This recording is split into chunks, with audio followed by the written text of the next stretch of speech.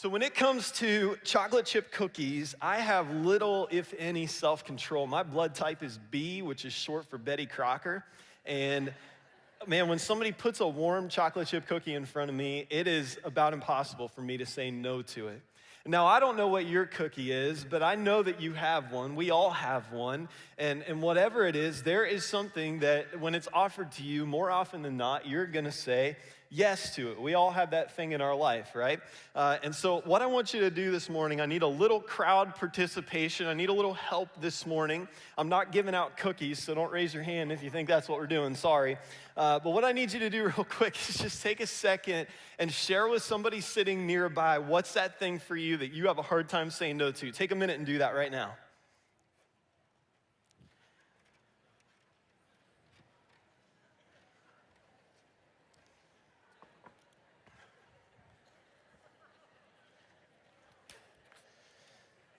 So I asked a few people this week, I put something on Facebook that a whole bunch of you replied to, and I asked some other people this week, hey, what's that thing for you? And I got a whole bunch of interesting responses. About 90% of them were some kind of food. So I don't know what that says about us as a church, but apparently that's our thing. We just like to eat, right? But I got some really interesting ones. A couple people said pumpkin spice latte, I guess, because it's fall. You just can't say no to the PSL, you know? That's your thing.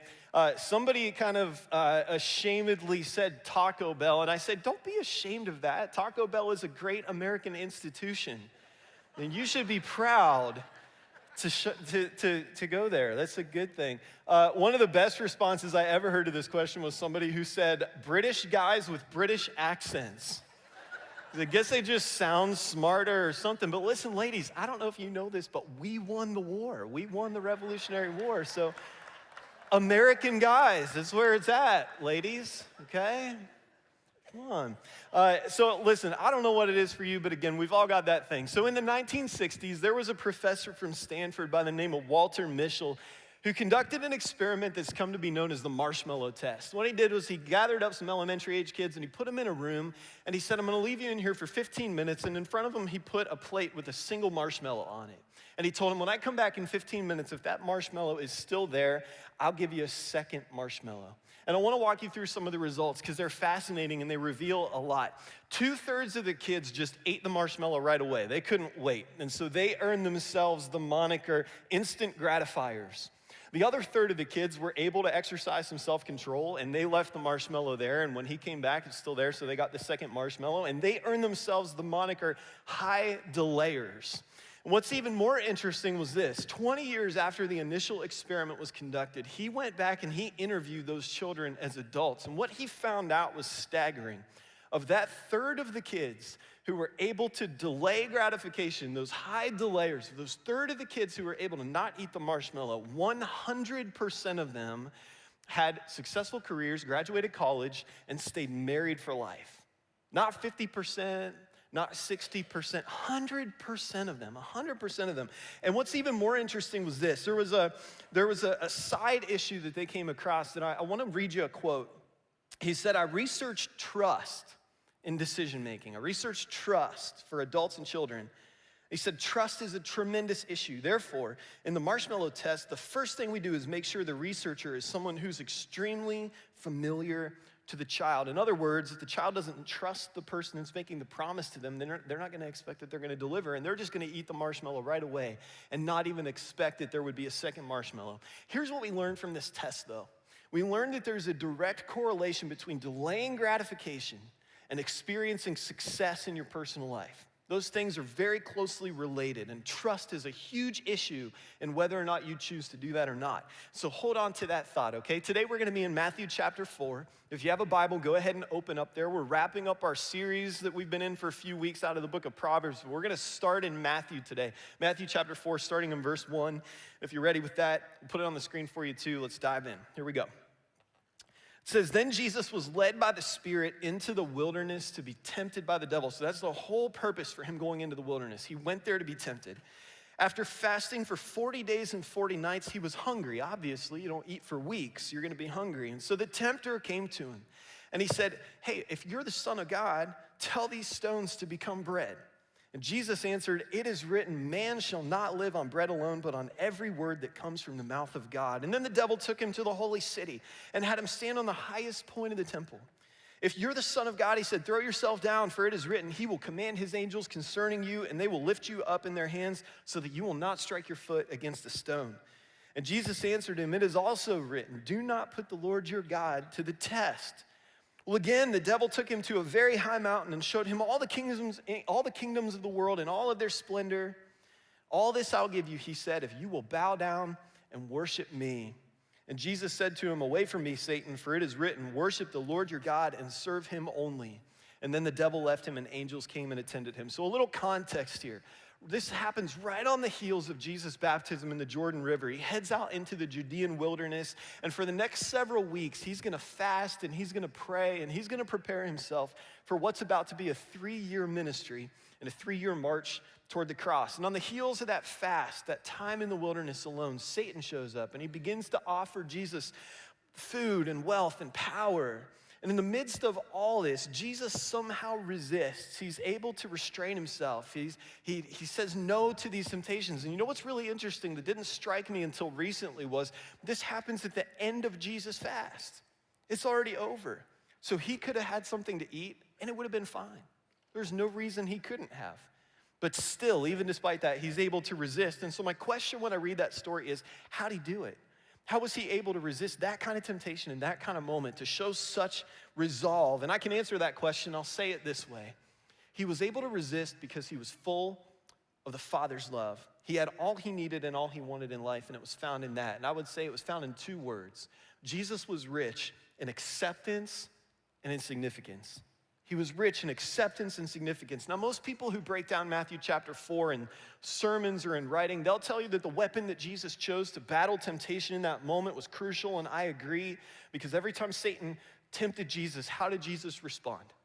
He responded with Scripture, right? He responded with truth. He responded with the words of God, and I think that's critical. However, maybe you've done that. I've done that at times in my life when I've been presented with temptation. I've confronted those things with the truth, and yet time and time again, no matter what I do, I find myself falling into these destructive patterns, pride or greed or lust or whatever other destructive behavior it is, and I've experienced that it doesn't always work. And so please hear this. When Jesus was full of temptation, what he was full of is often what I'm empty of in those moments.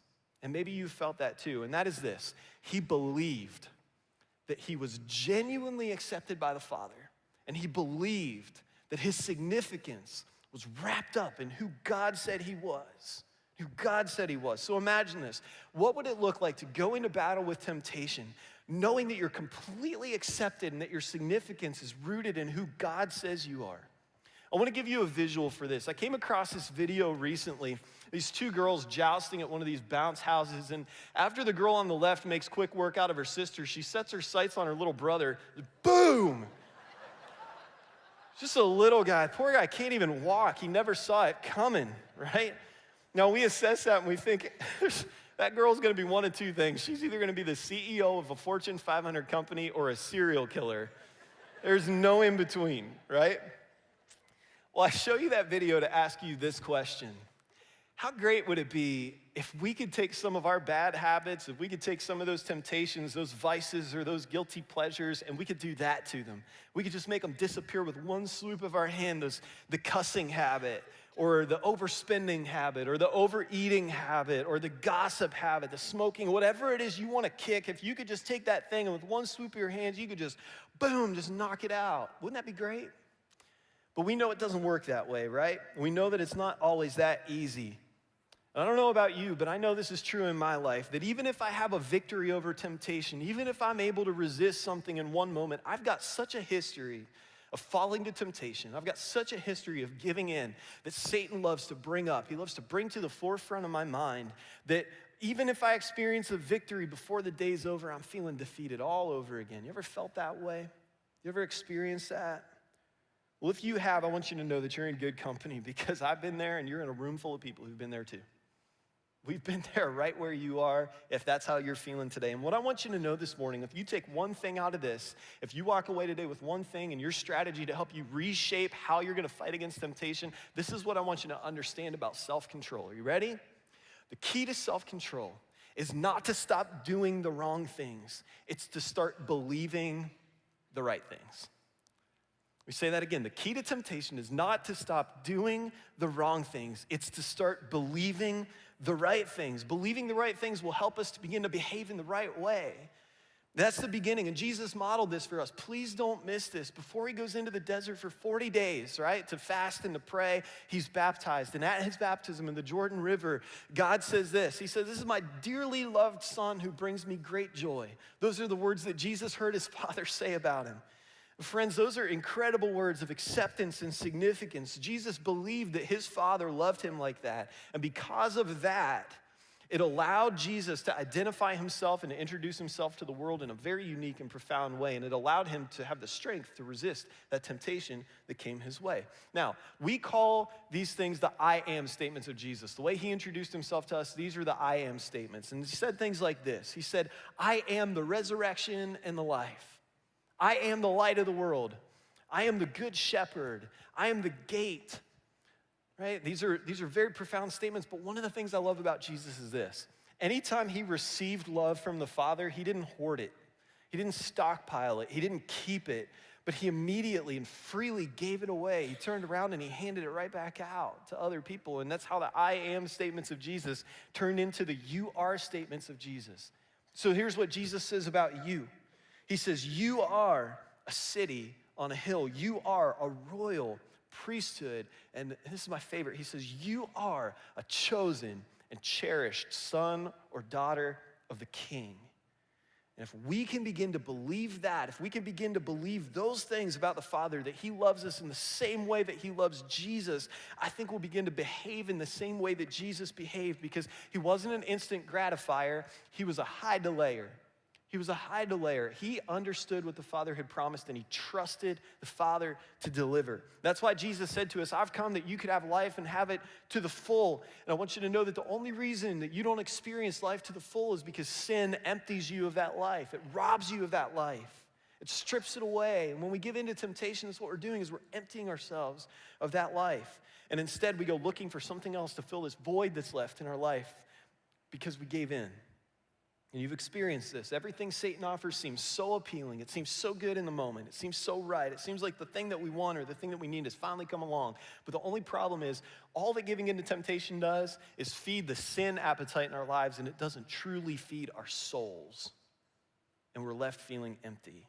We're tempted by different things, but every one of us battles that on a daily basis. So let me give you some weapons, some tools to use in this battle with temptation. I love what Alcoholics Anonymous teaches people as they go through the program. They use this acronym that they call HALT. Maybe you've heard this before, but HALT. If you talk to an alcoholic who's caught in the throes of addiction or one who's in recovery, they will tell you that what they learn is if you rush into decision making, you are gonna make a bad decision. If you don't take your time, if you rush in, whether it's a big decision or a small decision, doesn't really matter. If you rush into it, you're gonna make a poor choice. And so they use this acronym to help them make wise choices. HALT stands for this: hungry, angry, lonely, and tired. And the idea is, if you make decisions when you're hungry, angry, lonely, or tired, you are much more likely to make an unwise choice. And so they say instead, halt. Hold up, take your time, right? And I found that to be true in my life. When I'm hungry, I'm grouchy. Man, I can be a bear. My wife will tell you that. When I'm hungry, I can be a pain to be around, right? And it makes me angry sometimes if I get too hungry. Anybody else like that? Maybe some of you, I see some hands around the room. Probably more wives are elbowing you guys to raise your hand, right? Jesus has been alone in the desert for 40 days. He's lonely, and he's tired, and he's hungry. And Satan picks that moment to attack. And we need to know that that's what he's gonna do in our lives too. And so when you find yourself in a moment where you're hungry, angry, lonely, or tired, don't rush into decision making. Take a moment, stop, slow down. Ryan shared this a couple weeks ago, but another acronym that we use all the time in our lives, ASAP, usually stands for what? As soon as possible. But if you were here a couple weeks ago, he told us what we need to do is we need to change that, and instead it needs to mean as slow as possible, as slow as possible. So here's what that means. Before you walk into a dating relationship, slow down and ask yourself, is this a person I want to be in a relationship with? Or before you walk into marriage, slow down, take some time and really evaluate, is this a person I want to make this lifelong commitment to? Before you step into a career path, slow down. hit the pause, hit the brakes a little bit and ask yourself, is this a path I want to start down? Is this something I want to start into? Right? Before you get into your college education, any of those kind of things. How about this one? Before you go to the grocery store, slow down. Make a list. Don't go when you're hungry. That's the worst thing you can do. Right? Especially if, I'm serious, especially if one of your things is you overeat or you eat unhealthy food. Then slow down before you go to the grocery store. Go in with a plan. Take time. Be wise. Before you spend money, sleep on it, all those kind of things. Let me tell you why this is important. It's important because, at least I found this to be true in my life. When I find myself struggling with a lack of self-control, it's almost always tied to one of a small handful of other things. Okay, and I'll give you 4. Sometimes it's tied to fear. When you find yourself wrestling with a lack of self-control, sometimes it's tied to fear. You find yourself in a situation where you're put back on your heels, you're afraid of something, and so instead of taking time to stop and pray and surrender that fear to God, you respond out of it, and it's fight or flight, right? And you wind up making an unwise choice. So we need to slow down. We need to slow down. We need to ask, is fear behind this? What about this one? How about anger? Somebody says something or does something, it's just the last straw, right? It just pushes you over the edge. It may not even be that big a thing, but it's just the last in a long line of little things that somebody says or does to you, and it just pushes you over the edge, and so you respond out of that anger. And when you do that, I don't know if you found this to be true, but I have, it almost always leaves you feeling regretful. It almost always leaves you with a feeling of remorse, like, I wish I could go back and take those words back, but you can't, okay?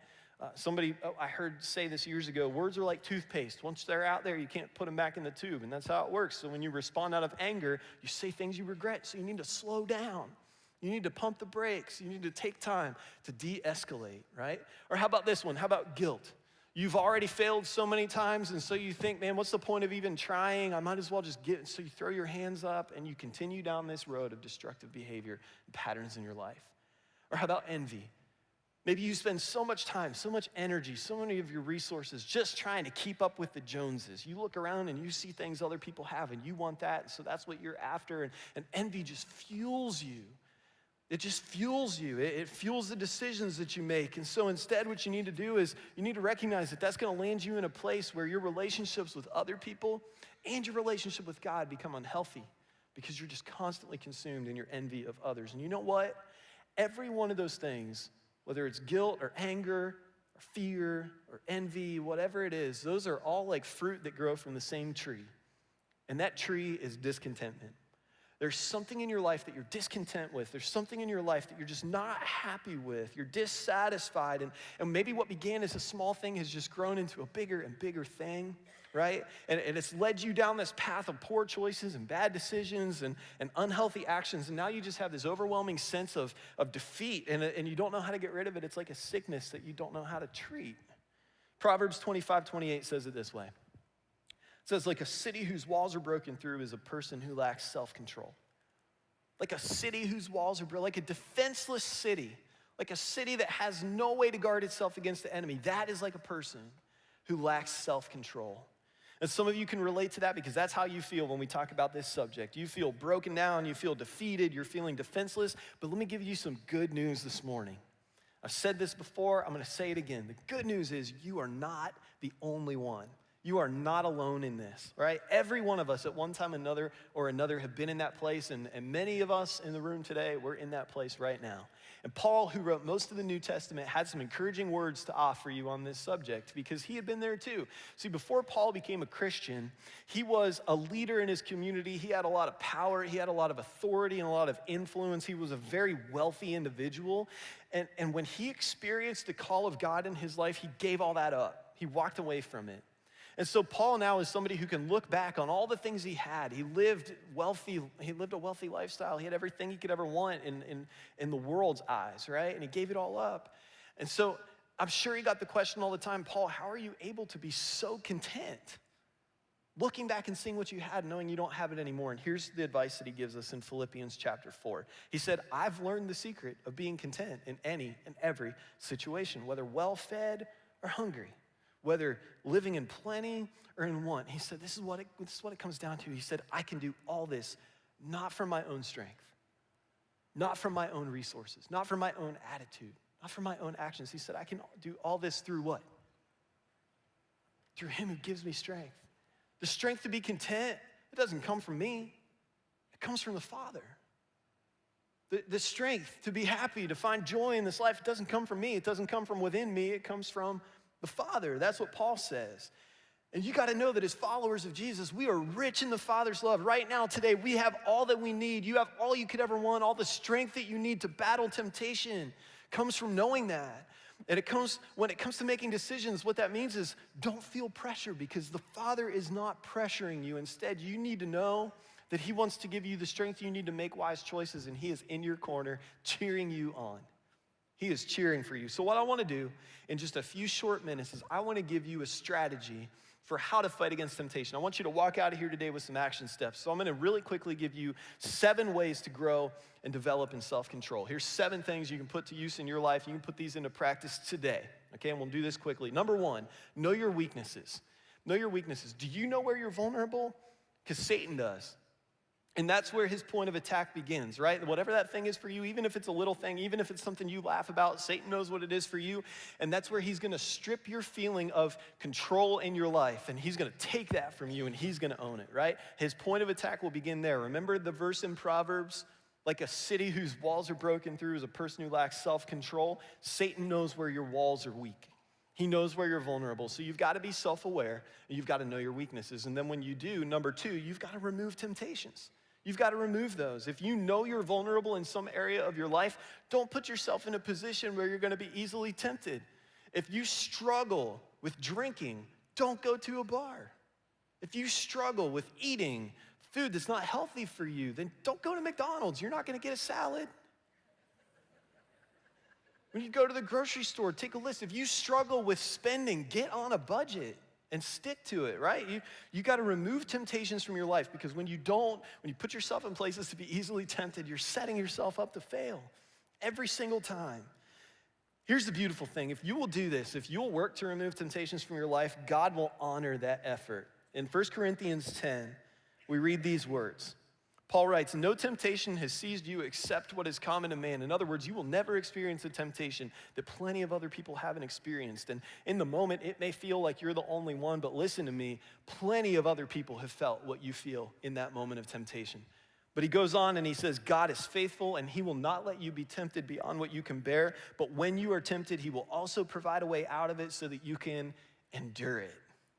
So remove temptations from your life and God will honor that. Number 3, you've got to set clear goals and you've got to have a plan. It's not enough to say that you want to avoid temptation or you want to grow in self-control in some area of your life. You've got to have a plan in place to do it. If you overspend, again, set a budget. If you overeat, you need to go to the grocery store with the list. If you struggle with lust, you need to put a filter on your internet or unplug your computer, shut off your phone. If you wrestle with anger, you need to have steps in place to de-escalate before you respond out of anger. Whatever your struggle is, you've got to set goals and you've got to have action steps in place to help you avoid temptation in the moment. You've got to have those guardrails, those safety things in place. But here's the catch. Unless you're either ridiculously disciplined or insanely strong, you will not be able to do that without this 4th thing, and that is that you've got to build some accountability into your life.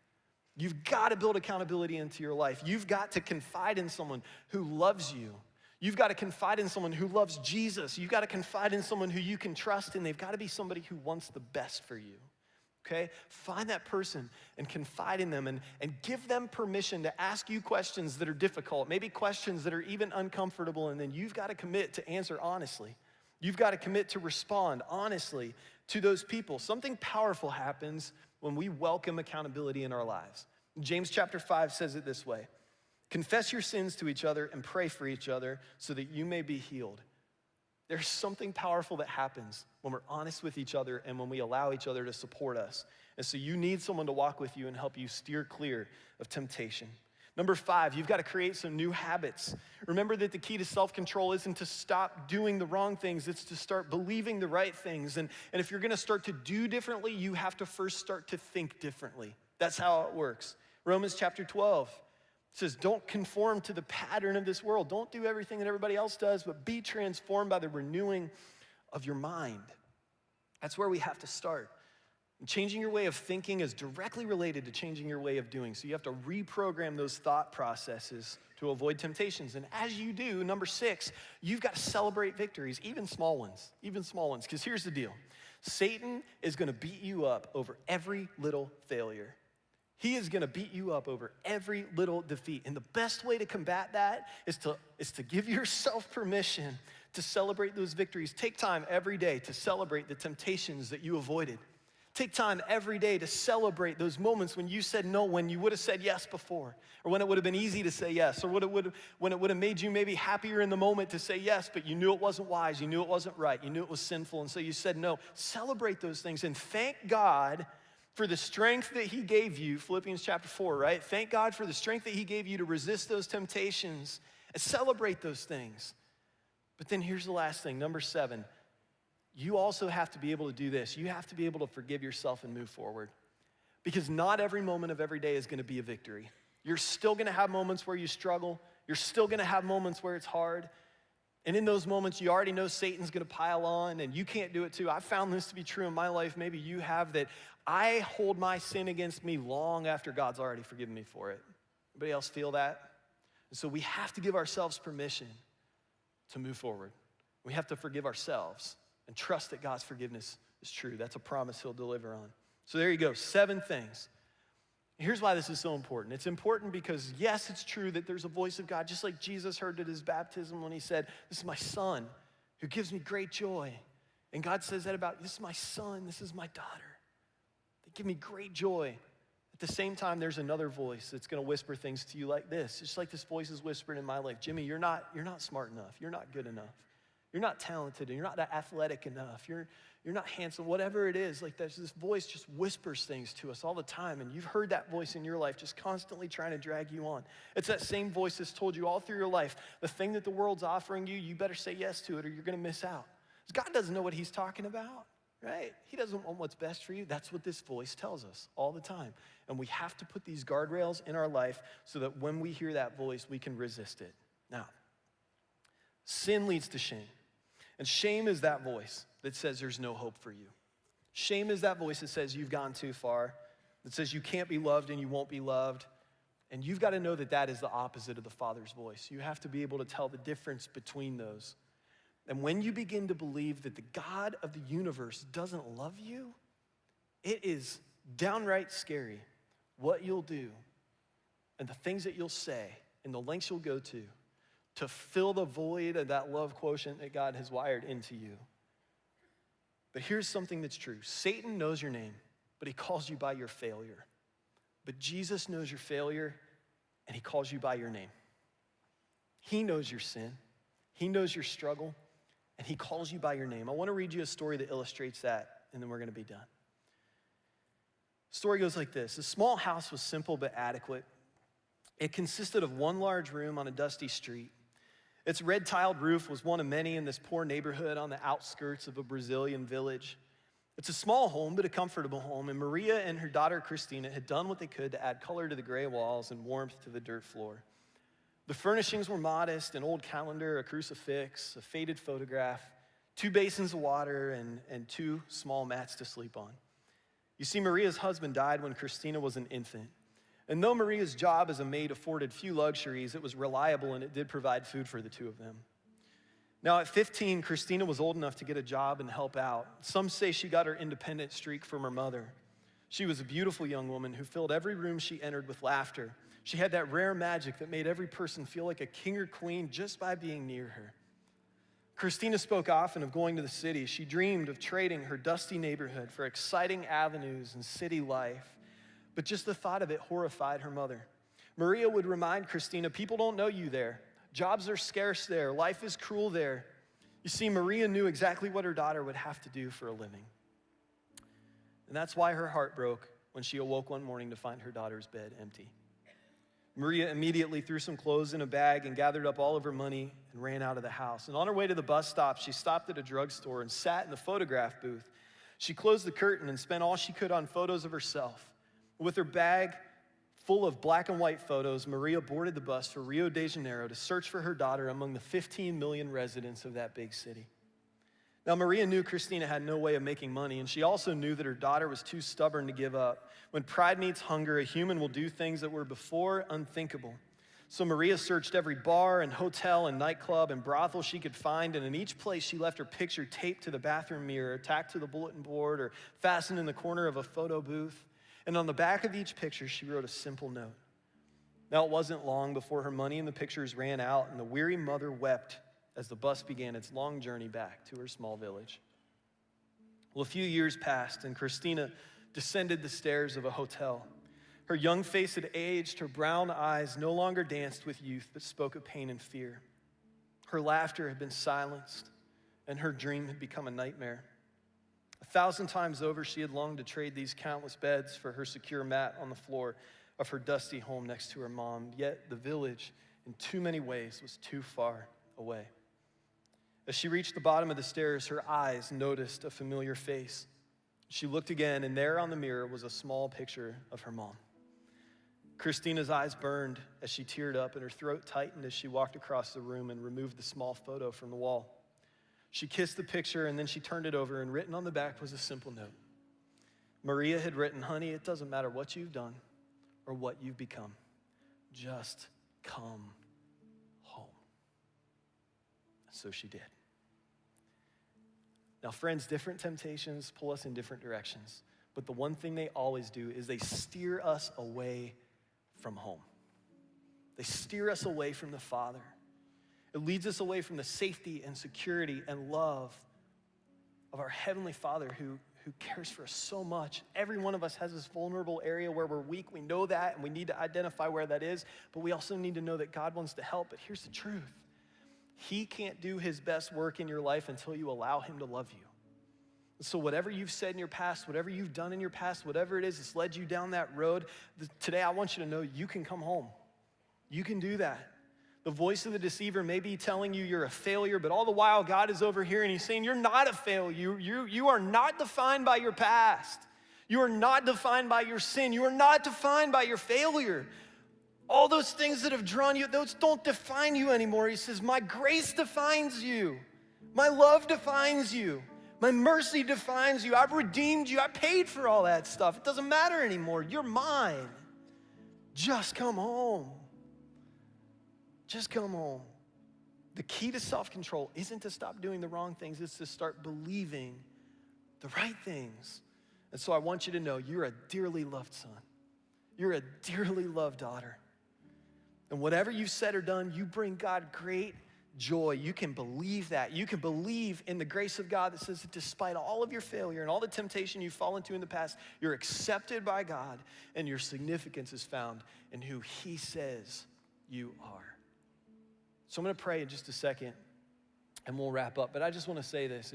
If you're feeling something this morning and that's something you need to talk about, I'm going to hang out in front of the stage here for a few minutes after the service. And I'd love to pray with you and talk with you.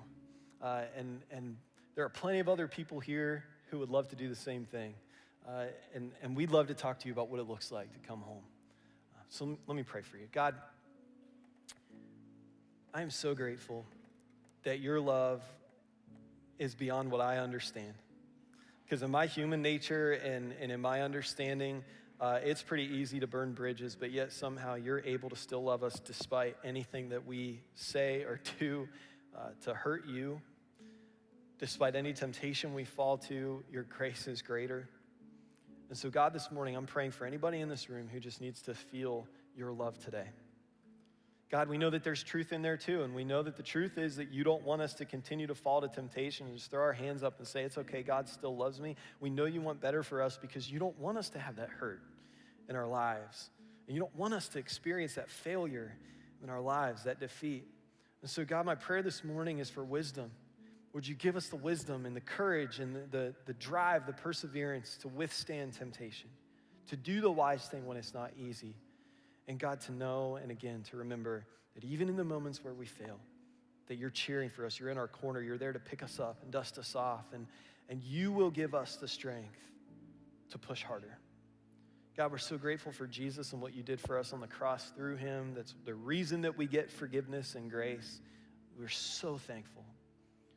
More than anything, God, we're so thankful that we are not defined by our sin, but we're accepted. Our significance is found in who you say we are. We love you. We thank you for Jesus. We pray this in his name. Amen.